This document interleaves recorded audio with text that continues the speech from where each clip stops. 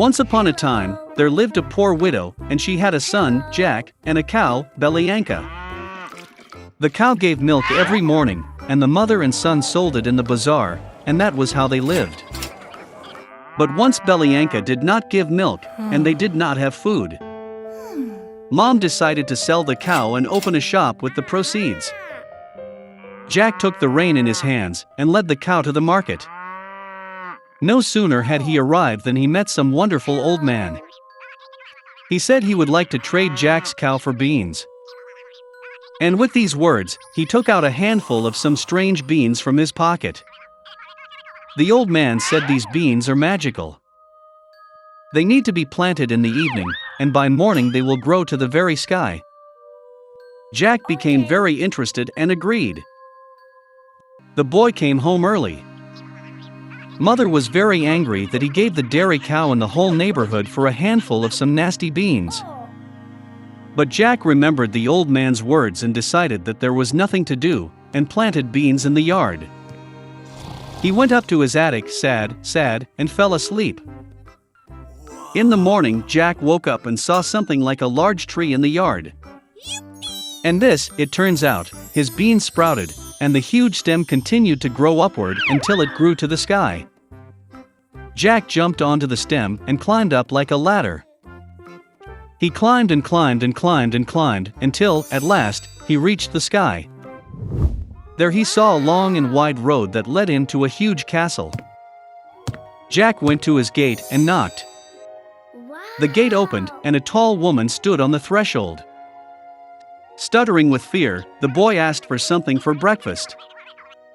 The giantess let him in, but warned him not to catch the eye of her husband, because he is a cannibal. She took Jack to the kitchen. But before he had time to eat even half of his breakfast, suddenly the whole house shook from someone's steps. The boy was not taken aback and instantly jumped into the furnace. And at that very moment, the cannibal entered the room. Well, he was as big as a mountain. The cannibal took out 2 bags of gold from a huge chest and sat down to count the coins. He counted and counted, finally began to nod off, and began to snore. Then Jack quietly climbed out of the oven, crept past the cannibal, grabbed 1 bag of gold, and rushed to the beanstalk. He threw the bag down, and he began to go down the stem lower and lower, until, finally, he found himself at his house. Jack told his mother everything that had happened to him, and handed her a bag of gold. They began to live on the money that was in the bag. But eventually the sack was empty and Jack decided to try his luck one more time at the top of the beanstalk. One fine morning, he got up early and climbed a beanstalk. The man-eater's wife stood at the threshold of the huge castle. She said that she would not let him in, because the last time her husband had lost a bag of gold. But all the same, she took pity on the poor boy, and let him into the castle. Suddenly the footsteps of a giant were heard, and Jack again hid in the furnace. The cannibal entered and told his wife to bring the hen that lays the golden eggs. The giantess brought it, and the ogre ordered the chicken to lay, and she laid the golden egg. The pleased giant began nodding and snoring. Then Jack climbed out of the oven, grabbed the golden chicken and rushed to the beanstalk. The boy returned home. He showed his mother a wonderful chicken, and they began to live selling golden eggs.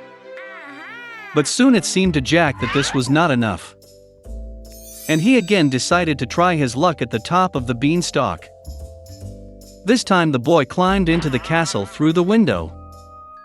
He jumped into a copper cauldron and hid. The cannibal and his wife entered the room.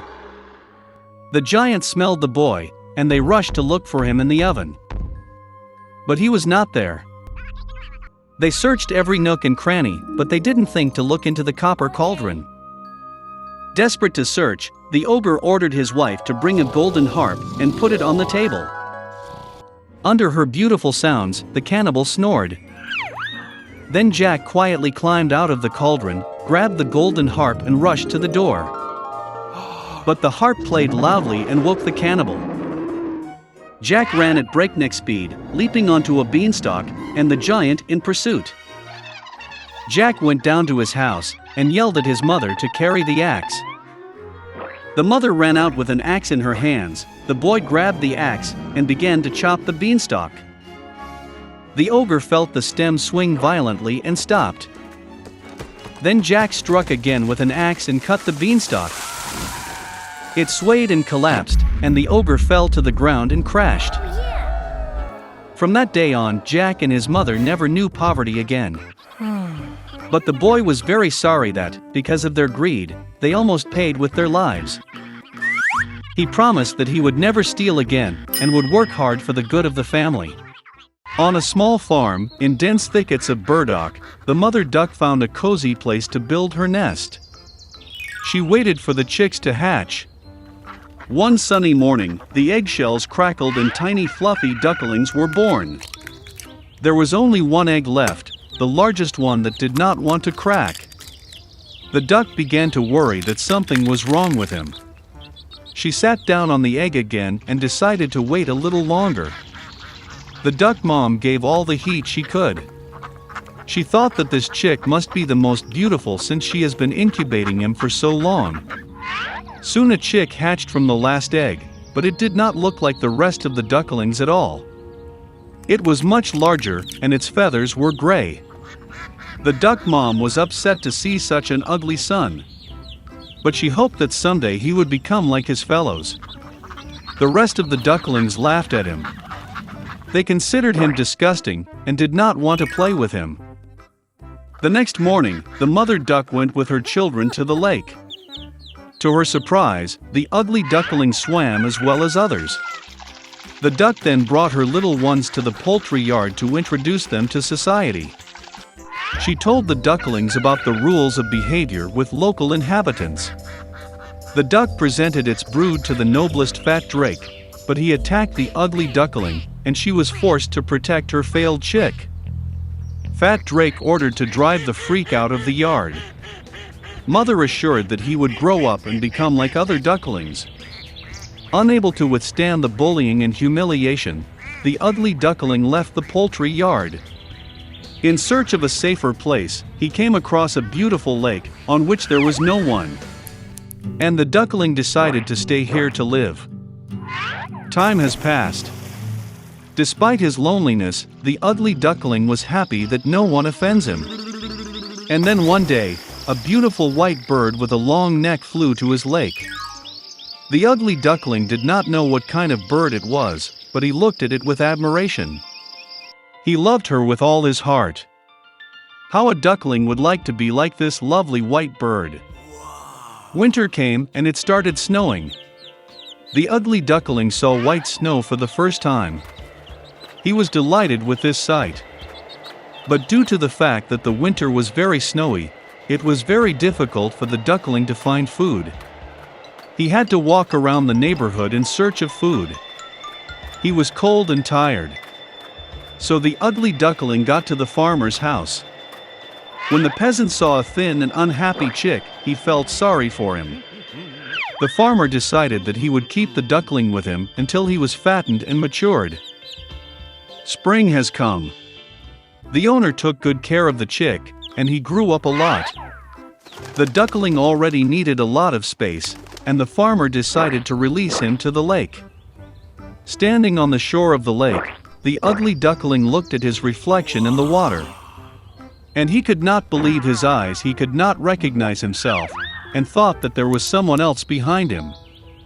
And then the duckling realized that the wonderful bird in the reflection is himself. To celebrate, he thrashed and swam all over the lake from edge to edge. And suddenly he saw the same beautiful white bird with a long neck, which he had seen once before. The ugly duckling decided to swim closer to her. But the beautiful bird was not frightened, but on the contrary she smiled and winked, and together they swam across the lake. The ugly duckling couldn't believe his happiness. Passing by, a fat drake on the shore of the lake said that he had never seen such a beautiful young swan in his life. What was his surprise when he found out that the ugly duckling that he once drove from the poultry yard was a beautiful swan. It turns out that the ugly duckling was a swan from the very beginning. An egg accidentally fell into a duck's nest. And when the beautiful young swan returned home, then everyone in the poultry yard became very ashamed that they had once offended him because of his appearance.